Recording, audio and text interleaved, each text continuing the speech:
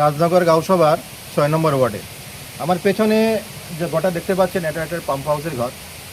এখানে যে এলআই স্কিমটা রয়েছে এই স্কিমের উপরে ডিপেন্ডেন্ট এই গাঁওসভার ২৫০ থেকে ৩০০টা ফ্যামিলি।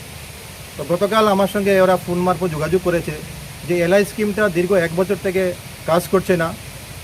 তারা স্থানীয় পঞ্চায়েত, তারপর ডিডব্লিউএসের এসডিওর সঙ্গে ওরা যোগাযোগ করেছে, লিখিতভাবে ওরা ডিমান্ড করেছে যে এলআই স্কিমটা চালু না হওয়ার জন্য কি হচ্ছে, এই অঞ্চলে যারা কৃষকরা রয়েছে তারা না সার্টিফিকেট করতে পারছে না, এবার তারা আউটস্টান করতে পেরেছে। তাই আমি যাতে এসে তাদেরটা দেখে ইমিডিয়েট তাদের সলিউশনের একটা ব্যবস্থা করি। আমি আসলাম, আসার পর আমি যখন গেলাম নিচে গিয়ে দেখতে পারলাম এই যে যেখান থেকে জলটা আসছে, এই যে সুইচ গেটটা রয়েছে তার নিচ থেকে বড় একটা হোল রয়েছে, যার জন্য কী হচ্ছে, এখন তো রয়েছে বর্ষা, এখন কিছুটা জল রয়েছে, লেকিন যখনই বৃষ্টি বন্ধ হয়ে যায় তখন এই সুইচ গেটের এখানে জল থাকে না, কারণ পুরো জলটাই নিচ দিকে চলে যায়।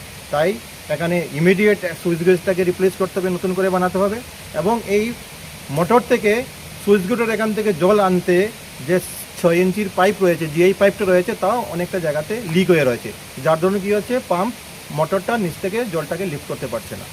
অ্যান্ড ফাইনালি কী হচ্ছে, এখান থেকে যে ডেলিভারি পাইপটা রয়েছে বিভিন্ন কৃষকের ক্ষেতে এবং বিচরার সঙ্গে যুক্ত রয়েছে, সে মাল্টিপুল লোকেশনে পাইপটা হোল রয়েছে, ভেঙে গেছে, যার জন্য কী হচ্ছে, কৃষকরা এই জলসেচের বেনিফিটটা পাচ্ছেন না। আমার আবেদন থাকবে এই ভিডিওর মাধ্যমে